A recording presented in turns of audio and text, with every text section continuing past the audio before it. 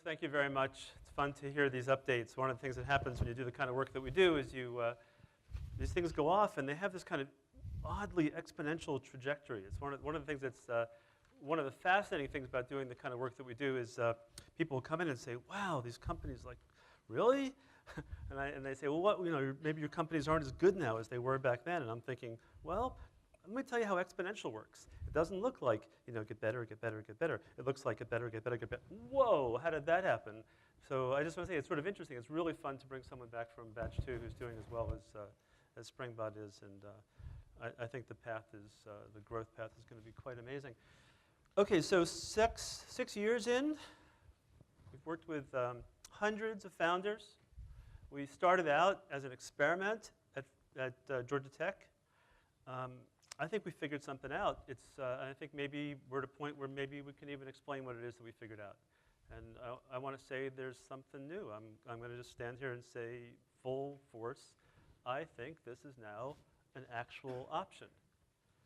Up until now, I don't think it would be right to say that you could reliably innovate.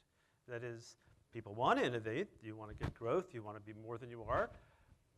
And the ways we go about it are not dependable.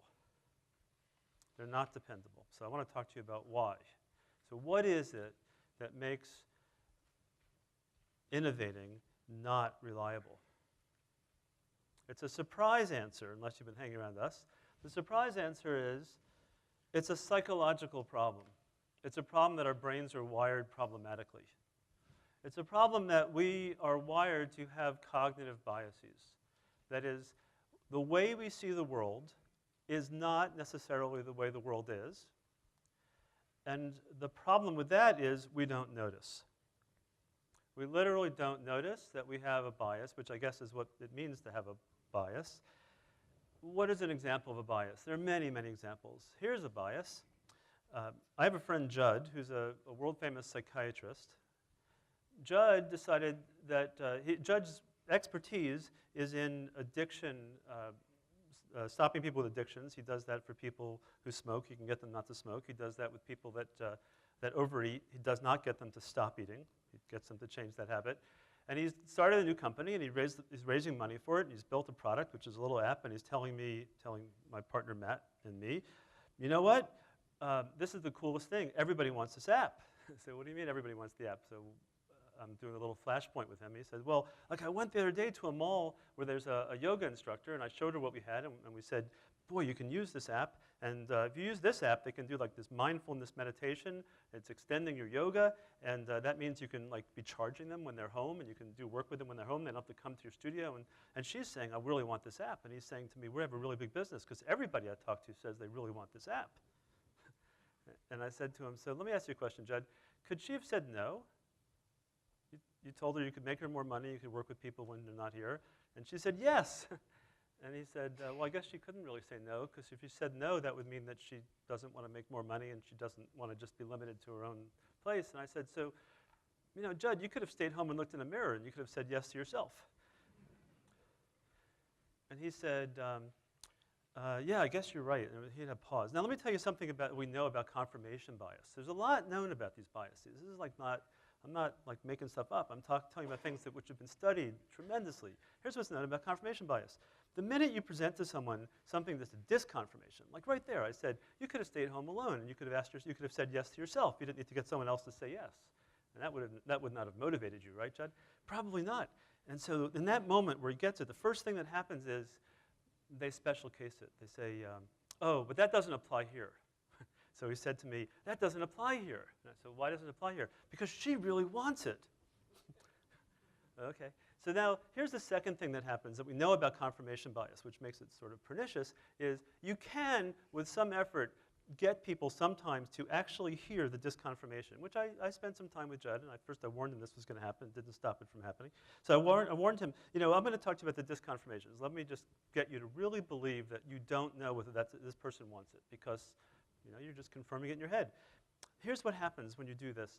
If you get people, a lot of times, there's something called a doubling down effect. The moment they actually believe that they might have been wrong, they double down on their original conviction, and they don't want to hear anything else at all.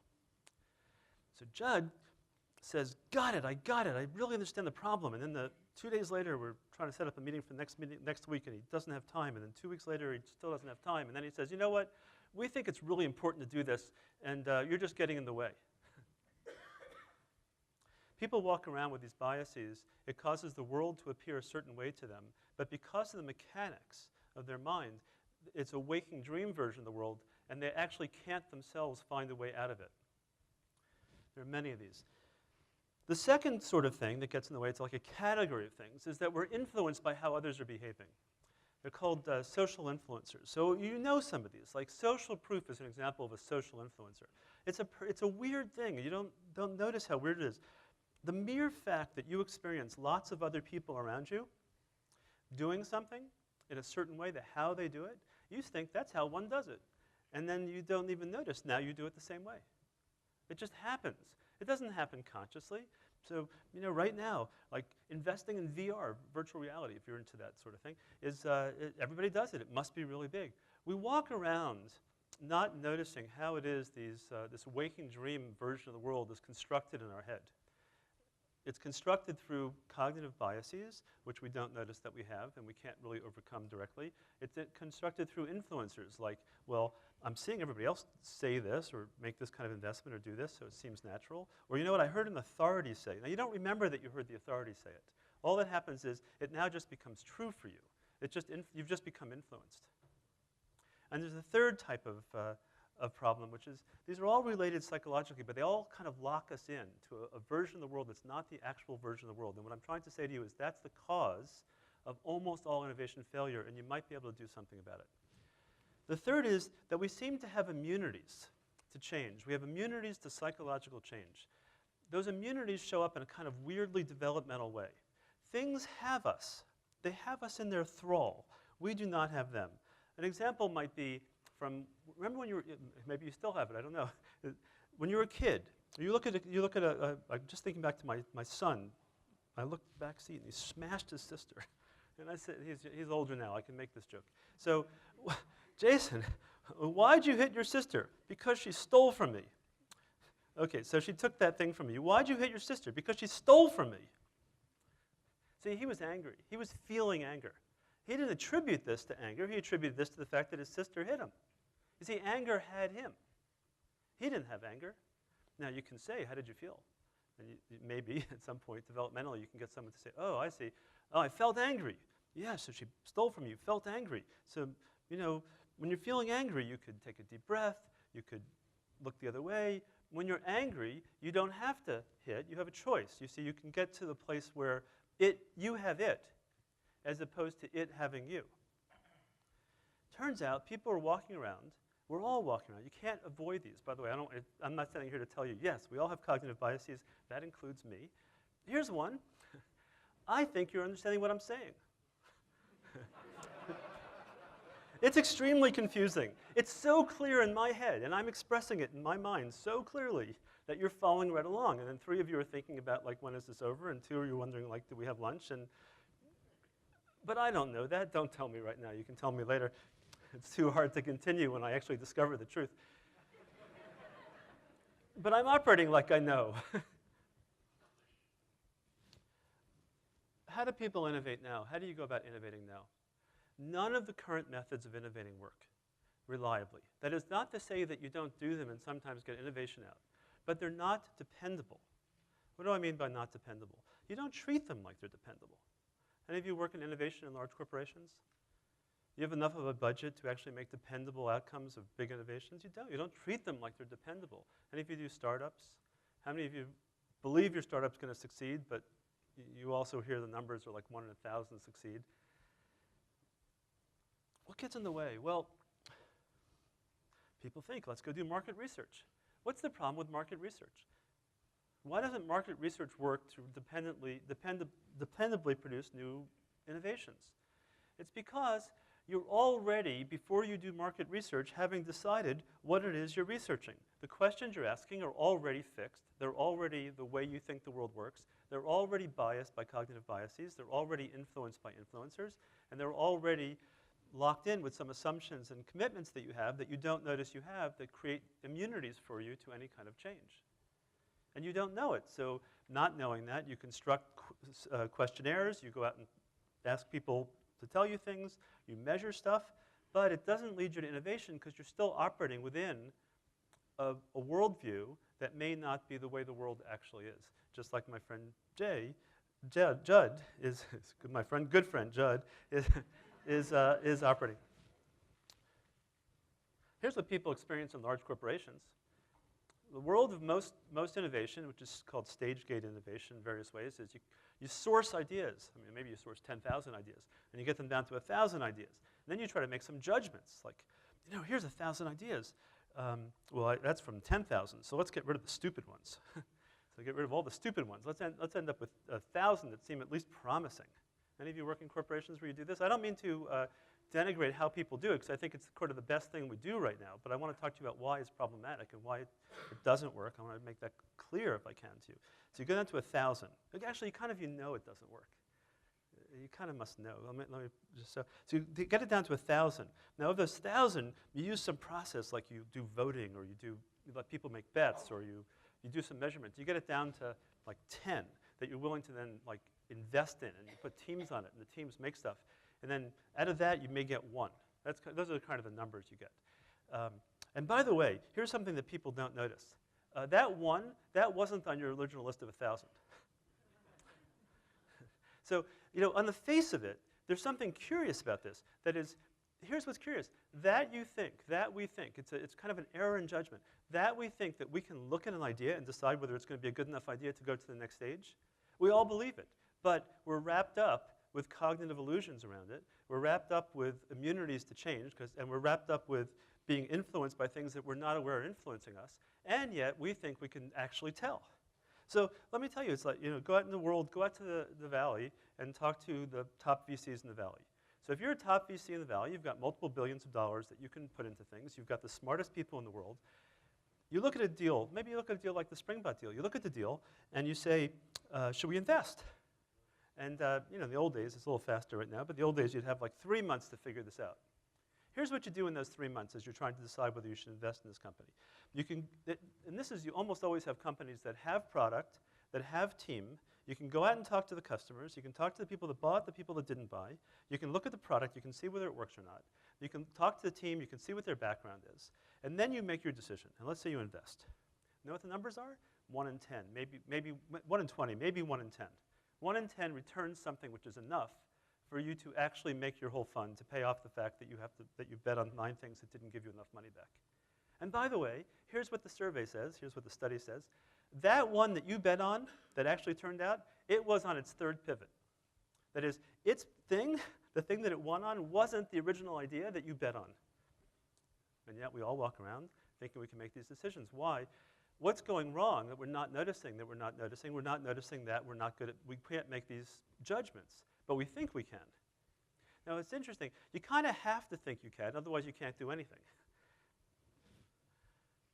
Here's something, and actually I have to go back and talk to Brooks. So what they think they're doing is customer discovery. Customer discovery doesn't work. So what they're actually doing is part of a Flashpoint process from an earlier batch before we had a name for it, so bad on us. But it would seem like you should go talk to hundreds of customers. Here's the thing. When you talk to hundreds of customers, you show up in that room talking to that customers with all the cognitive biases, all the illusions about how the world works, with all the influencers around you, with all the... Now, it's not just you that have those things. They have them also. Everybody in the room is talking to each other. Do you want this? Yeah, this is like a really big problem. If I make this for you, will you buy? And you ask the question in a way that is confirmation bias, or they really think they'll buy, but they don't know. So here's what happens. You go out and you get yourself convinced that you understand what the customers just said. Here's what I'll tell you.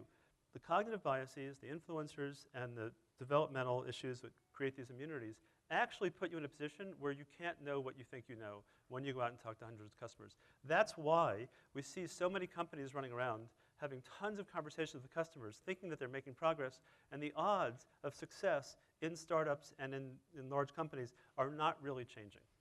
And I'm telling you why. It's because people aren't accounting for the cognitive errors that are being made. They're not accounting for the illusions they have about the world. Are you with me or not with me? You're happy about this? You're scared as hell about this? You think I'm completely wrong? Well, I'm going to get you out of it in a minute. Here's the other way that people do it. And this is so telling. It's like so obviously telling when you start to see it. People say, well, then what we'll do is we'll bring in a bunch of mentors that have know how to do it. They know something about the industry. They know something about innovation. So we're going to put them together, and we're going to accelerate people. We're going to give people access to the mentor-driven accelerator. Nobody's noticing, of course, that the mentors are as confused as everybody else because they're also living with cognitive biases, cognitive illusions, and they're influenced by influencers, and they have immunities to change. They're not noticing, but they're there anyway. If you want to know how to think about it, and this is actually a key thing and something you might notice about Brooks, at Flashpoint, we've come to a new understanding. We work with mature entrepreneurs who have immature ideas. It solves a lot of problems for us. And then we try to make the mature entrepreneurs be more mature about their process of working with the immature project. And here's what I mean by mature. You're mature. That is, you have a good idea in your head. You understand things to the extent that you can rely on your own thinking. If you have to rely on the guidance of others to know what's right and what's wrong, that means you're kind of in an immature thought state. That's what we're doing. We're putting people in immature thought states. We're saying that guy can give you guidance, but the guy doesn't really know because that guy is also living in a waking dream version of the world, but we don't notice it. Because in our waking dream of the world, everybody around us, that's how one does it. So you look around, so there's a group over there doing mentor-driven acceleration. There's a guy over there doing mentor-driven acceleration. We're all influenced to believe that mentor-driven acceleration works. We don't notice the influence, and therefore it's true. It's sort of a snake biting its own tail when you. It's hard to wake up some mornings if you think about this too much. Okay, but I want to show you a way. I want to show you a way out. I want to show you a different way to think about innovation that can clarify things for you and actually can give us a way out and give you a sense of what we're actually now doing at Flashpoint and why we're so excited about it. Okay, so this is your business. When you're in business, when you're actually, let's say you're a company and you're in business, you have a shape to it. Well, if you think about yourself, you have a shape to it. Your shape is like a mindset, the set of things that you know to be true. It's how you organize things. If you want an example, so the thing about the shape is it controls you. The shape itself, that is the mindset you have, makes you be the way you are. That is, I love this Aeneas Nin quote, you don't see the world for the way it is. We don't see things the way they are. We see things as we are. That is, we interpret things from our own perspective. So let me give you an example. If you want to have a better picture than a box, you can say, and I love this example, and I'm borrowing a lot from one of my own personal mentors, Carl Runn's book, which you should all read, which is available there, The Reciprocity Advantage, and you'll hear from him. When I say box, you might as well think you're in the railroad business. So you know how railroads work. There's like tracks, and there's like depots, and there's people that pay you to move stuff, and stuff comes in cars. Those are sort of units. You're all with me? That's what I mean by a box. So you have a box. And now someone comes along and they say, I've got a really good idea for you, an innovative idea. And it sort of spirals in and gets shape, and there it is. And now you can say, well, from the point of view of the box, without having to change us at all, do we want that thing? And you can say, well, maybe. Like, you know what, here's a good idea. Let's use refrigeration cars. We can now start moving things that require refrigeration. Or you can say, diesel engines, that's a really good idea. Or let's do logistics. You walk in, and from the point of view of being in the railroad business, this idea might be good. And if it's a good idea from the point of view of the railroad business, which is how it shows up in your office, you can say, well, let's put that in. Let's add that. That is the way you grow. That's an innovation that causes you to grow. It gets you better at something. And there's a name for that. We're calling that informative.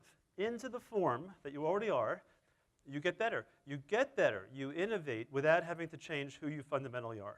We do that all the time. People mention something about technology. You know, you make the technology cheaper to run, has no other effect on your business except it's cheaper to run. That's an informative type of innovation.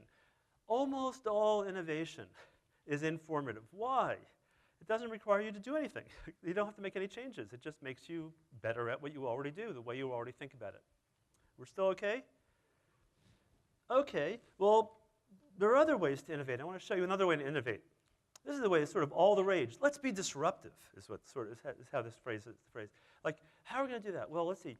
I noticed that we're not able, someone shows up and says, well, you know, can those customers buy? They have cold stuff. No, we don't have any cold stuff. Oh, well, I could give it to you I could give you cars that can do refrigeration. So you say, oh, okay, cool, that's informative. But now you say, you know what? hey, we're on rails.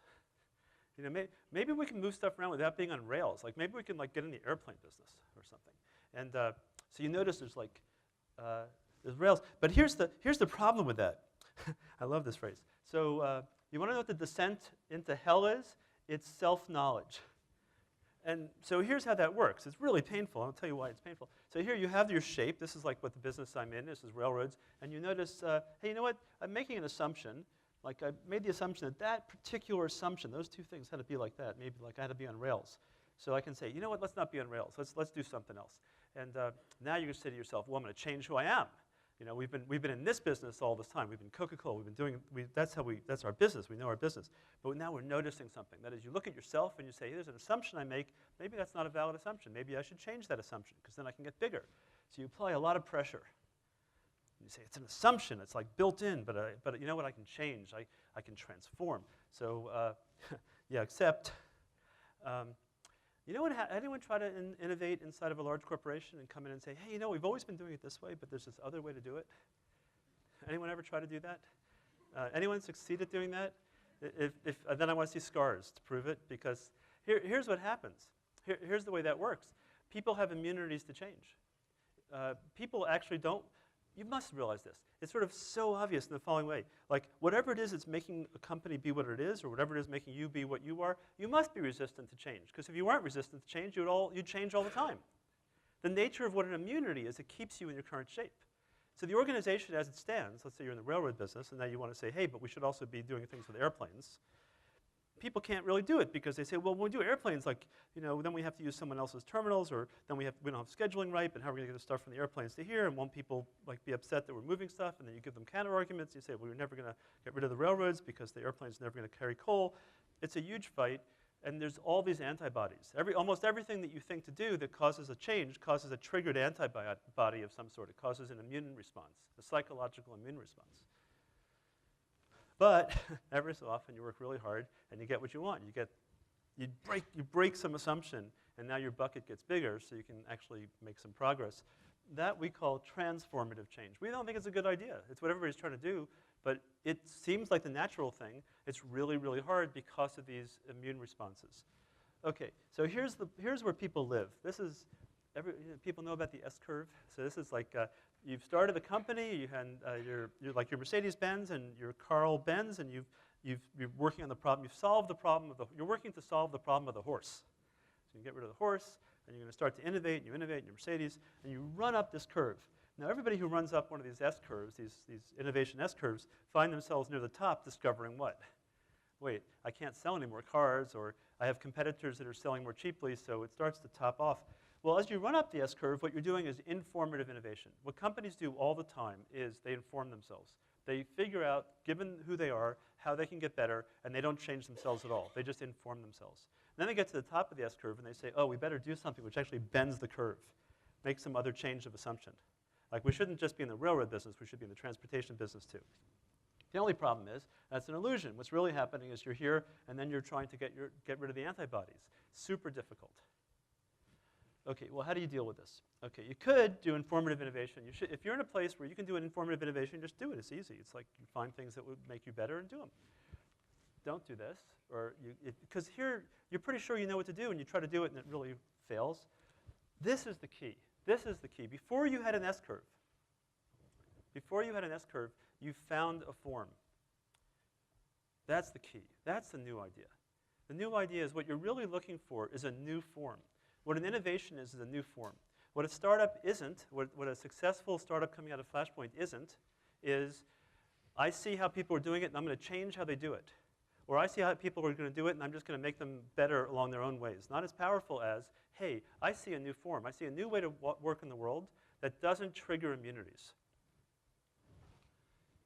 This is rails. This would be transportation. Communication doesn't trigger immunities. Now, I'm going to run out of time, so I'm going to tell you the rest of that story later, but it doesn't trigger immunities in the following sense. You're in the communication business. And the railroad guys said, these guys are so stupid. They're going to pay us to like string wires. What do we care? But of course, now you've made it so that people can't just get from one place to another to talk to each other once a month by trains, or once a week by cars. Now they can do it 100 times a day by telephone. the key thing I want to say to you is this, and this is the heart of the psychology piece of it. In order to figure out whether something should be informed, you have to notice it. Oh, I notice it. You can save me some money. Or I have to notice what kind of things I notice, what assumptions. Oh, I can notice that I'm stuck on rails. I can change that. This last form, here's the key. The key is the last form isn't about what you notice. The last form is about what you don't notice. So how many of you are in meetings where you say, let's figure out what assumptions we have that might be wrong? You ever go into meetings like that to do innovation? Okay, how many of you ask, well, what assumptions don't we notice that we have? How do you do that? You see the problem? It's like you can see the things you see. You can see how you see the things, but how about the things you can't see that you don't see? What do you do about those? Well, here's the essence of it. The range of what we think and do, that is our innovation, is limited by what we fail to notice. And because we fail to notice that we fail to notice, there's little you can do to change. Until we notice how failing to notice shapes our thoughts and deeds. At Flashpoint, we're doing something new. At Flashpoint, we're focusing on noticing how it is we don't notice things, because that opens up the possibility of creating a new form that does not threaten the existing forms. The way we fail to notice that we fail to notice, the reason we can do this is because we now know how it is we fail to notice. The mechanism by which we fail to notice that we fail to notice is this psychological mechanism. And the process we've developed is a process we're calling now formative leadership. So when people go through Flashpoint, what we're really doing with them is we're teaching them how to run formative processes, to overcome these cognitive biases and these cognitive errors that they make, so that they can create something new which doesn't trigger immunities when it comes out. We let people become familiar with this kind of knowledge. We provide them with new tools that we've developed and some old tools that were around. We help them develop habits. As you heard what happened with Brooks when he talks about Joe Rieger coming out, they have built into their process some of the habits that we've developed at Flashpoint, and we now enable people to manage the process. Anyway, my time is up, and I'm going to stop here and say you can ask questions later in the lightning round, but what this is all about for me is sharing with you today some of the things we've learned and how we've learned them. You'll see some teams later doing it. At Flashpoint, we're running a formative process, and we're teaching people how to do formative process, and we're very interested in the idea of creating people who can run formative processes. We call those people formative leaders, and formative leadership is a new idea. And when people might think they're doing a startup, we think they're doing random things, unless they're running a formative process or they're doing something which is innovative or transformative, but they should recognize what it is. I've talked to you for a long time. Nice to meet you. I'm going to get off stage and let Paul take over. Thank you very much.